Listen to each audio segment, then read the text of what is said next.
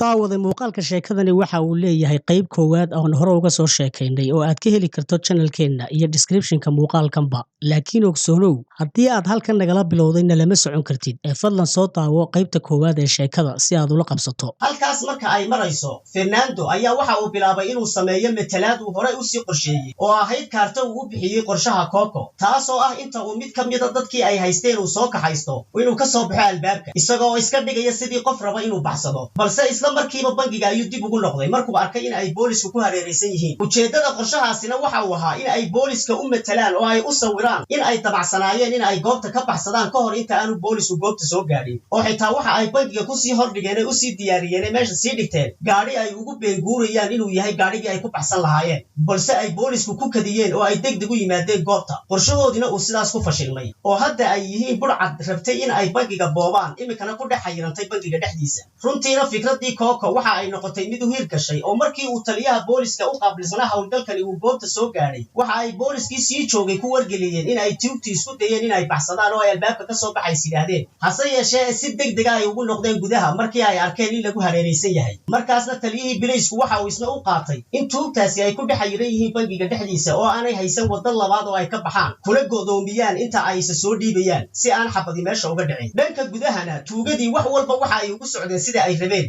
marka laga reebo hal mid oo ah waardiyihii bangiga ee isku soo xiray qolka kaamiradaha oo waxa qasab ah in ay si uga soo saaraan sababtoo ah waxa uu la xiriiraya markasta bilayska oo uu la socodsiinaya dhaqdhaqaaq kasta oo ay gudaha ka sameeyaan iyo haddii uu arko iyaga oo ka sii baxaya bangiga qorshahoodina sidaas ayuu ku fashilmaya sidaas darteed waxa ay isku dayeen in ay la hadlaan waardiyaha turufatorihii Lewis ayaana ku yidhi haddii aad soo baxdo waxba ma dhacayaan laakiin haddii aad diido imikaba xaaladdu way xumaanaysaa ee la soco waardiyihii ayaa isna halkiisa ku adkaystay oo diiday inuu soo baxo wax kasta oo ay sameeyaan kadibna Trufatore Lewis ayaa soo qabtay gabadh ka mid ah shaqaalihii bangiga oo inta uu bistoolad madaxa kaga qabtay isaga oo u hanjabayo waardiyihii inuu dili doono haddii uu soo bixi waayo balse waardiyihii weli waa isadkeeyay oo uu diiday inuu soo baxo laakiin haweeneydii shaqaalaha ahayd ee bistoolada uu madaxa kaga hayay Lewis ayaa bilowday oohin iyo in ay ka barido inuu isa soo dhiibo iyo inaanay rabin inay dhimato oo ay jeceshahay inay gabadheeda yar mar kale arag taasina waxa ay ku noqotay arrin aad ugu xun waardiyaha sababtoo ah gabadhani waa mid ay aad isku garanayaan oo ay wada shaqeeyaan oohinteedii ayaa saamaysay oo uu iska indhatiri kar waayay wuxuuna go'aansaday inuu isa soo dhiibo oo uu soo baxo waardiyihii inta uu bistooladiisii miiska saaray oo albaabkii furay ayaa uu yidhi bas waan isdhiibay ee cidna waxba ha yeelina kadibna Trufatore Lewis ayaa inta uu kor iyo hoos baaray telefoonkiisii gacantana ka qaaday kadibna inta uu bistooladii waardiyaha rasaastii ka saaray oo uu rasaastii jeebada waardiyaha ugu riday kadibna bistooladiisii oo madhar u celiyay kadibna waxa uu u sheegay inuu hormaro oo uu u raaco dhankaas albaabka markii ay albaabka gaadheenna waxa uu u sheegay inuu iska baxo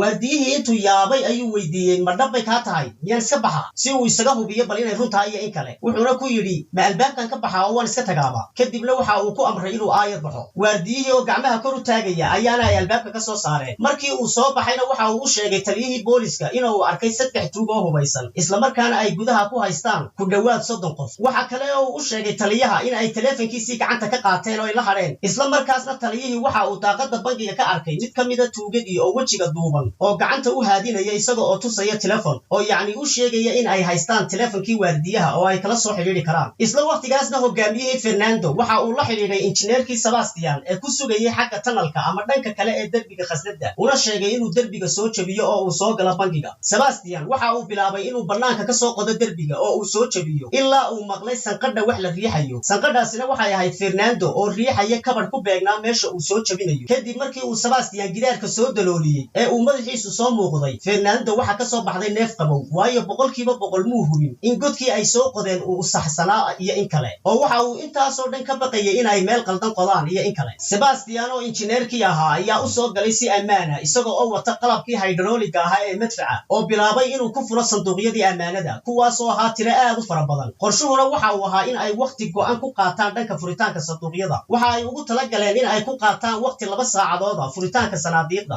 muddada 2 saacadood gudahoodana ay jabiyaan sanduuqyada ugu badan ee u suurta gasha iyaga oo ku qiyaasay inay ilaa 400 ee sanduuq ee goobta yaalaba ay mar wada furaan injineerkii Sebastian iyo hogaamiyihii Fernando ayaa ku haray xagga dabaqa hoose ee qasnada si ay u dhameeyaan hawsha xaalufinta sanaaduuqda halka odaygii Beto iyo Trufatorihii Lewis ay dabaqa sare joogeen si ay u ilaaliyaan dadka ay afduubteen iyo sidoo kale in ay booliska ugu beenguuraan oo ay waqtiga uga lamiyaan si ay u helaan 2 saacadood ee ay saaxiibadood ku faaruqinayaan sanaaduuqdii amaanada Trufatore Lewis ayaa ahaa midka taleefanka gacanta ku hayay ee booliska la hadlayay sidaan hore u soo sheegnayna ninkani waxa uu ahaa mid aad ugu wanaagsan matalaada iyo isyaalyaalka waxaanu ku guulaystay inuu isticmaalo qaabab cajiiba oo uu bilayska ku madadaalin karo oo uu waqtiga uga ridi karo isaga oo xataa noqday shakhsi caan ah intii howlgalku socday heer ay warbaahinta oo dhacdadan si toosa u tabinaya ay u bixiyeen ninka suulka cawlan taliyihii howlgalka boolisku markuu wacay waxa uu aad ula yaabay sida degan ee uu ninkani ula hadlayo sidii oo aanay waxba jirinba taliyaha bilayska ayaana weydiiyey maxaad doonaysaan maxaad u baahan tihiin Trufatore Lewis waxa uu ugu jawaabay runtii waxaanu galnay bangiga waxaanu la jeedaa weerar ayaanu ku soo qaadnay bangiga si aan u dhacno waxaanan ku tala jirnay in aanu degdeg u baxsanno laakiin waadna go'doomiseen oo waad ka soo dhaqsateen sidaanu filaynay runtiina ma doonayno inaanu cid annagu wax u geysano laakiin hadda ma garanayno wax aanu samayno taliyaha boolisku waxa uu ku fiiriyey diiradiisa daaqadaha bangiga isagoo oo taleefanka kala hadlaya waxaanu arkay Lewis oo kursi ku fadhiya oo labada lugood isdul saartay oo si habiye iskaga fadhiya sidii aanay waxba dhicin oo kale waxaanu la yaabay heerka uu ninkan la hadlaya gaarsiisan yahay waxaanu xaqiiqsaday inuu yahay nin burcada oo in badan tuuga soo ahaa oo khibrad badan u leh hawlahan kadibna Lewis ayaa inta uu fikirka ka soo dhaxgalay ku yiri imaqal saaxiib anigu waxaan ahay Walter waxaan ka soo baxsaday xabsiga kadib markaan ku jiray muddo 15 sano ah tanina maaha xatooyadii ugu horeysay ee aan sameeyo waxaan ula jeedaa waan garanayaa nidaamka iyo qiyaamada booliska oo dhan marka waxaan kaaga digayaa inaadan isku dayin inaad igu ciyaarto sababtoo ah waxay horseedi kartaa arrin xun oo ku yimaada dadka aanu meesha ku haysano taliyihii ayaa yiri haye waxba ha ka cabsanina waxba ma samaynayno laakiin waxaad samaysaan idinkuna marka waqti la yar joogaba qof soo daaya si ay niyadu annagana loogu degto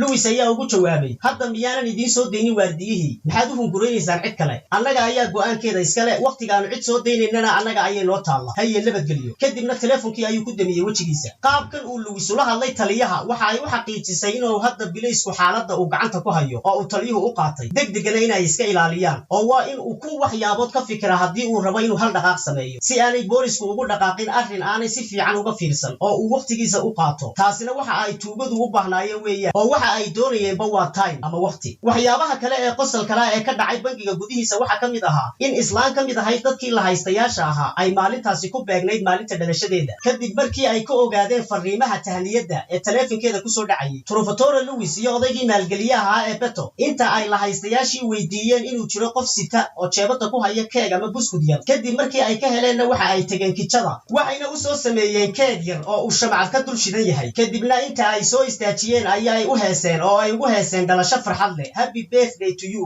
dadkiina ay ku amreen in ay la heesaan kadibna waxa ay u sheegeen in ay siinayaan hadiyad farxadda dhalashadeeda darteed taasoo ah in ay iska sii deynayaan si ay reerkeeda ula dabaaldego iyaga oo garbaha haya ayaana albaabka ka soo bixiyeen oo ay iska sii daayeen si kastaba ha ahaatee waxaa sii socday wadahadalkii iyo xiriirkii telefoon ee u dhexeeyay Lewis iyo taliyihii howlgalka booliska markastana Lewis waxa uu abuurayay sheeko cusub oo ay boolisku ku mashquulaan xataa mararka ka mid ah waxa uu ku yiri waxaad la xidhiidhaan oo aad goobta keentaan abukaatahayga si aad ugala xaajootaan arrintayda taasoo uu shuruud uga dhigay in ay isa soo dhiibayaan waxaanu u qoray number telefoon oo ah mid ka mid ah telefoonadii ay dadka la haystayaasha ah ka ururiyeen isagoo uga dhigaya inuu yahay numberkii qareenkiisa markii ay boolisku soo waceenna isla Lewis laftiisa ayaa u jawaabay oo ka qabtay kadibna inta uu codkiisa bedelay ayuu isaga dhigay inuu yahay abukaatihii uu sheegayay wuxuuna u sheegay inuu soo socdo oo uu goobta imanayo si uu ugala hadlo shuruudihii ay isku soo dhiibi lahaayeen yacni ninka Lewis waxa uu ahaa shakhsi aad u cajiib ah oo xariifnimo badan wuxuu keligii si fudud ugu guulaystay inuu booliska waqtiga ka lumiyo waxaana u suurta gashay inuu halkaas ka sameeyo 2 saacadood ee ay u baahnaayeen saaxiibadii iyaga oo aan boolisku wax tallaabo ah qaadin haba yara markii ay dhammaadeen 2 saacadood ee ay hore u qorsheeyeen laakiin nasiib darro injineer Sebastian iyo hogaamiyihii Fernando waxa ay awoodi waayeen in ay wada furaan dhammaan sanduuqyadii ay beegsanayeen oo waxa ay ilaa hadda fureen oo kaliya 147 sanduuq oo kamid ah waayo mishiinkii hydraulic ahaa ee ay isticmaalayeen waxa ku timi xoogaa cilada oo waxa ku dhacday inuu kolba kululaado oo heerkulkiisu uu kor u kaco marka ay xoogaa furaan balse hantida ay ilaa hadda la baxeen maaha wax la yaraysan karo oo waa mid ku filan ama ka badanba inta ay nool yihiin waxayna go'aansadeen in aanay khatar badan isa sii gelin ee ay ku kaaftoomaan waqtigii ay hore u goosteen oo aanu hungurigu indhalaan ku ridin kadibna hogaamiye Fernando waxa uu la xiriiray Lewis wuxuuna u sheegay in ay bilaabayaan qorshahoodii baxsashada ee ay kaga baxayeen bangiga Lewis ayaa isna waxa uu isticmaalayaa ciyaartii ugu dambeysay ee uu ugu talagalay inuu ku mashquuliyo booliska inta uu wacay taliyihii howlgalka ee booliska ayuu ku yiri way dhamaad waxaan go'aansanay in aanu isa soo dhiibno balse waxaanu ognahay inta aanu xabsiga ku jirno ama inta nala wareysanayo in xabsiga nala geynin ee nala baarbaarayo in ay waqti qaadanayso annaguna waqti badan cunto maanaan cunin waxaan u baahannahay in naloo keeno biisa weliba in naloo keeno biisa fara badan oo nagu filan annaga tuugta ah iyo dadka aanu meesha ku haysanaba taliyihii booliska ayaa ugu jawaabay hagaag waanu idin keenaynaa biisada waxa kale oo oo uu Lewis u raaciyay in ay doonayaan inta aanay xabsiga gelin in ay ka sii dhargaan nooc qaali ah oo gaar ah oo biisa Talyaani asli ah waliba isagoo u tilmaamaya inay ka soo iibiyaan hudheel xoogaa ka fog bangiga Garo oo waxa uu doonayaa in ay xoogaa dib u dhacaan taliyihii waxa uu ka aqbalay waxaanu u sheegay in ay sida ugu dhaqsaha badan uga keenayaan kol haddii ay soo dhiibayaan wadahadalkaas kadib Lewis waxa uu jaray dhammaan isgaarsiintii iyo xidhiidhkii ay booliska la sameynayeen oo dib hadalkiisa way ugu waayeen Blaiski Lewis iyo Beto oo xagga sare joogay ayaa waxay ku amreen dadkii ay haysteen in ay dhulka madaxa wada saaraan qofkii dhaqdhaqaaqana ay dili doonaan inta ay gaar ula soo hadlayaan kooxdoodii kale ee burcadda ahayd isla waqtigaasna hogaamiye Fernando iyo injineer Sebastian oo ku jiray xagga hoose ee qasnada waxa ay ku ururiyeen dhammaan hantidii ay xadeen kiishash waxayna ku tuureen godkii ay sii qodeen ee sida saddexagalka u samaysnaa Lewis iyo Beto ayaa iyaguna si degdeg ah ugu yimi qolkii qasnada inta aanay meesha ka baxsaninna waxa ay sameeyeen in ay dhulka goglaan mara yar oo cas kadibna ay dul saareen wixii ay hubsiteen oo dhan taasna gadaal ayaan ka ogaan doonaa sababta ay sidaas u sameeyeen kadibna waxa ay wada nadiifiyeen dhammaan ciidii gidaarka ay ka soo dumiyeen dhulkii oo dhanna waxa ay ku masaxeen jaafeer iyo wax la mid ah kadibna markii ay ka wada baxeen daloolkii gidaarka ee ay baneeyeen waxa ay gadaashooda dib ugu soo jiideen kabadhkii meesha ku beegnaa si ay mar labaad qariyaan daloolkii gidaarka sidoo kalena waxa ay gadaal kaga sii xidheen shay u eg bambada si aan hadhow loogu soo degdegin in tunnelka lagaga soo dabagalo kadibna waxa ay si degdeg ah ugu dhaadhaceen biyo mareenkii waxayna wada fuuleen mid ka mid ah laashashkii yaryaraa ee balaastiga ahaa ee ay sii diyaarsadeen iyaga oo kiishashkiina saaray laashkii kale labada laashna waxa ay isugu xidheen xadhig si ka hore ee ay saaran yihiin uu u jiido kan dambe ee ay hantidu u saaran tahay kadibna waxa ay si toos ah gadaal ugu raaceen biyo mareenkii bulaacadaha ilaa ay ka gaadheen godkii bulaacada ee ay ka soo bixi lahaayeen oo uu dushiisa u sii taagan yahay gaadhigii faanka ahaa kadibna iyaga oo isticmaalaya sallaan ay sii diyaarsadeen iyo xadhka ay ku jiidaan kiishashka ayay si dhib yar hoosta uga soo galeen gaadhigii isaga oo darawalkii gaadhiguna iska dhigaya mid taayir ka banjaray oo ka bedelaya kadibna markii ay kiishashkoodii soo wada dallaceen oo gaadhigii caasiga ahaaba dirqi ku deeqay farabadnaantooda ayay si toosa ugu dhaqaajiyeen gaadhigii iyadoo oo aan cidina arkin kadibna waxa ay tageen guri aamin ah oo ay hore u sii diyaarsadeen markii ay gaadheen gurigiina waxa ay gaadhigii dhigeen geerashkii guriga ku yaalay waxayna ka soo dejiyeen kiishashkii qaniimada ahaa ee ay wateen wixii ugu horreeyay ee ay sameeyeen markii ay fadhiisteenna waxa ay ahayd in ay TV-ga shidaan si ay wararka u eegaan oo ay u ogaadaan sida wax u dhaceen iyo in ay boolisku soo dabagaleen iyo in kale arrinta qosolka lehina waa inaan weli Blaiski u dhicinba oo aanu jabinba albaabkii bangiga markii waxoogaa waqti ah ay jawaab ka waayeen tuugada halka kooxdii burcadda ahayd ay ka daawanayaan TV-ga iyaga oo qoslaya oo isugu hambalyeynaya sidii ay fiirsanayaan filim ay aktarra ka ahaayeen oo kale waxayna sugayeen falcelinta ka iman doonta Blaiska kadib marka ay ogaadaan waxa ay sameeyeen taliyihii howlgalka ee Blaisku in badan ayuu isku dayay inuu la xidhiidho tuugada kadib markii ay u keeneen biisadii waxa uu la xidhiidhay Lewis in ka badan hal mar balse dhammaan howlahaas isgaarsiineed oo dhammi waa ay fashilmeen aakhirkiina taliyihii Blaisku waxa uu go'aansaday in la gaadhay xilligii ay weerari lahaayeen wuxuuna amar ku bixiyay in askarta ciidamada sida gaarka u tababarani ay bangiga u daataan oo albaabka lagu jabiyo iyaga oo u diyaar garoobaya in ay la kulmaan iska caabin hubaysan balse markii ay goobta soo galeen waxa ay la kulmeen oo kaliya dadkii la haystayaasha ahaa oo dhulka wada jiifa maadaama tuugadu markii ay sii baxayeen ay raadkoodii oo dhan sii masaxeenna godkii gidaarkana ay ku sii qariyeen kabadhkii ku beegnaa marka hore waqti ayay ku qaadatay Blaiska in ay ogaadaan sida ay u baxeen iyo halka ay ka baxeen burcadii bal iska dhaafe Blaisku markii hore waxa ay u maleeyeen in tuugadii ay si ugu dhex dhuumanayaan dadkii la haystayaasha ahaa markii ay dadka goobta ka soo saarayeenna waxaad moodaysayba inay yihiin dad la soo xidhxidhay siday u ilaalinayaan ee ay ula dhaqmayeen ka hor intaan la wada hubin shakhsiyadahooda iyo aqoonsiyadooda muuqaalkan idiin muuqdaana waa mid xaqiiq ah oo ah markii dadka laga soo saarayay bangiga ugu dambayntii xoogaa muddo ah oo baadhitaan ah markii ay Blaisku ogaadeen godka ka dambeeya kabadhka waxa yimi haddana dhibaato kale oo ah bambada ay ku sii xidheen kadinka godkii gidaarka taas oo ku qasabtay inay u yeedhaan kooxdii ku takhasustay sida bambooyinka loo furo kuwaasoo aakhirkiina ogaaday in waxaan meesha ku xidhaniba uu yahay bambag fayga ama been abuur ah oo aan qarxaynin wax aasoo dhammi waxa ay dhacayaan xilli ay kooxdii burcadda ahayd fadhido gurigoodii oo ay kala socdaan TV-ga una dabaaldegayaan guusha ay gaadheen iyaga oo qaybsanaya qaniimadii ay soo dhaceen oo aad moodaba buur yar kana kooban lacag dahab mujawharado iyo shay wal oo qaali ah hantidaas bangiga laga dhacay oo uu bilaysu ku qiyaasay inay gaadhaysa 9 milyan oo dollar taas oo lagu tilmaamay inay tahay tuuganimadii ugu weyneed ee soo marta taariikhda dalka Argentina kadib markii ay kala qaybsadeen hantidii ay soo dhaceen waxa uu qorshuhu ahaa in mid waliba uu jidkiisa gaarka ah ka baxo oo aanay dib isku arkin mid walbana markuu qaybtiisii qaatay waxa uu ka baxay jiha gaara isaga oo faraxsan laakiin mid kamida ayaa farxadiisu si degdeg ah u qarrimi doonta iyadoo kadibna mid loo sii dabageli doono dhamaantood kaasina waxa uu ahaa odaygii Beto odaygii maalgeliyaha ahaa kadib markii uu ku soo laabtay gurigiisa waxay ahaayeen carruurtiisa iyo xaaskiisii Alicia kuwa si u sii sugaya si diiran oo xamaasadaysan maadaama ay goordhow noqon doonaan kuwa taajiriin milyaneer ah xaaskiisii Alicia ee aynu hore u soo sheegnay way ogeyd hawlgalka uu odaygeedu ku maqan yahay waanay sugi kari la'ayd imaanshihiisa iyo inta uu odaygeedu ka keenayay qaniimada noloshooda bedeli doonta isaga oo Beto habeenkaas si weyn ula dabaaldegay xaaskiisa iyo carruurtiisa markii muddo laga joogay hawlgalkaas maalin maalmaha kamida Beto oo gurigiisa ku soo noqday ayaa waxa uu arkay kiishashkii qaniimada ah ee guriga ugu qarsoonaa in mid kamid ah uu yaalo meel aan ahayn meeshuu ku ogaa markii uu furay kiishkiina waxa uu arkay in lacag badan oo aan uu ogeyn ka maqan tahay kadib waxa uu u yeedhay xaaskiisii Alicia wuxuuna weydiiyay ma waxbaad kala baxday lacagtan ii sheeg xaaskiisina aayaroo dhalatay ayay iska tiri 5 ilaa 6 kiish oo yaryar ayaan ka qaatay ogow hadda 5 kiish oo yaryar inta ku jiri kartaa waxay ahayd qiyaastii lacag dhan 300,000 oo dollar ina Beto ayaa ku qayliyay oo ku yiri wali waxaynu ku jirnaa dhuumasho sidaad u qaadatay lacagta intaas leeg adigoon ii sheegin miyaad ina fashilinaysaa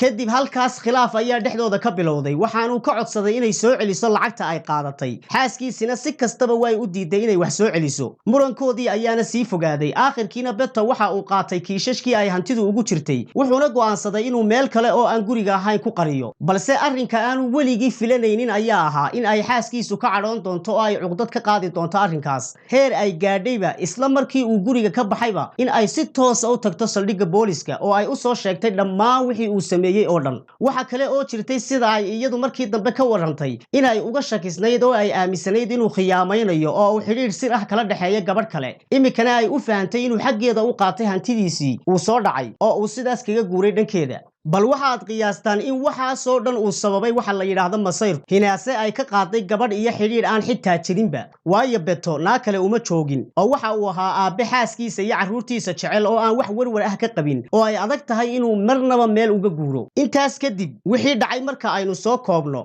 Beto ayaa la soo xiray kadibna markii waraysi la sameeyayna waxa uu diiday inuu sheego haybta saaxiibadiisii kale isagoo ku andacooday in markii ay boolisku soo qabanayeen ay jogi madaxa ka gaadhay oo ay xusuustiisa wax ka baxeen balse iyada oo la adeegsanaya cadeymaha ay xaaskiisu bixisay iyo baaritaano ama cadeymo labaad oo ay ka mid yihiin raadraaca xidhiidhada telefoonada oo ayna si qoto dheer hadda u sii dhexgelaynin ugu dambeyntii waxa lagu guuleystay in la aqoonsado afartoodii kale ee fuliyay howlgalka kadibna waarankii xadhigooda ayaa la soo saaray lana soo qabtay afartoodii waliba isaga oo mid waliba jihadiisa gaarka ah qaaday oo aan midna mid kale xidhiidh la samaynin waxaan ka wadaa tusaale ahaan Fernando hogaamiyihii kooxda waxa uu taandho yar ka dhistay buuro cidla dushooda haddana waxa u suurto gashay ciidankii bileysku in ay soo qabtaan Trufatore Luis isagu xitaa waxa uu ka baxay Argentina oo dhan oo waxa uu aaday Uruguay oo uu asal ahaan ka soo jeeday laakiin isna halkaas ayaa lagaga daba tagay oo waxa soo qabtay bileyska dalka Uruguay injineerkii Sebastian isagu waxa uu ahaa ka ugu fudud oo waxa laga soo qabtay isagoo gurigiisa iska dhex jooga markii afartoodiiba la soo qabtayna waa la xukumay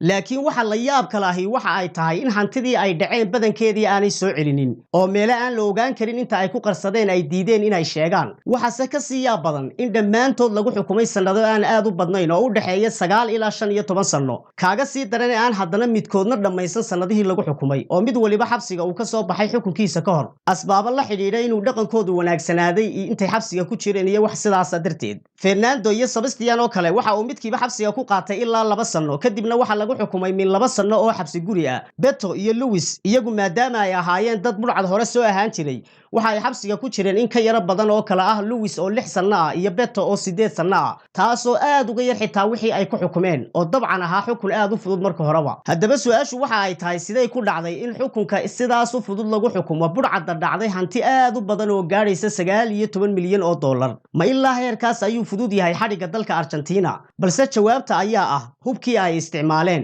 markii ay bangiga dhacayeen oo xusuuso sidaan kuu soo sheegay markaan ku lahaa waxa ku qarsoon sir cajiiba oo xusuuso in markii ay bangiga ka soo baxayeen inay hubkoodii sii duldhigeen mara yar oo casoo dhulka ay ku gogleen sababtuna waxa ay ahayd in hubka ay isticmaalayeen ama ay u isticmaalayeen howlgalka oo dhammi uu ahaa qoryo fayga ama mid been ah oo maba ahayn hub xaqiiq ah oo rasaas ka dhacayso ama cid wax yeeli kara bal waxaad qiyaastaa in ay bangi ku weerareen oo ay dad ku afduubteen oo ay bilayskii ku khalkhalgeliyeen hantina ku dhaceen bes kaliya qoryaha ay carruurtu ku ciyaarto waxay sidaas u sameeyeenna waxay ahayd lacalla haddii la qabto oo ah midan hadda ku dhacdayba inaan loo qabsan tuuga hubaysan waayo xukunka tuugada hubaysan iyo midda aan hubaysnayn waa ay kala xukun duwan yihiin iyo inaan dabcan howlgalkooda wax rasaas ahay ka dhicin oo haddaad xasuusato xataa rasaastii waardiyaha jeebadda ayay u geliyeen bastooladiisiina way siiyeen markii ay sii daynayeen taasina waa tii keentay in lagu xukumo sannado yar iyo in hore loo sii daayaba balse waxa weli yara cajiiba sidaynu soo sheegnay in aanay soo celinin hantidii badankeedii mana garanaya in laga yaabo in ay iyaga iyo mas-uuliyiintu si hoose ugu heshiiyeen in ay hantida badh soo celiyaan iyagana hore loo sii daayo iyo wax la mid a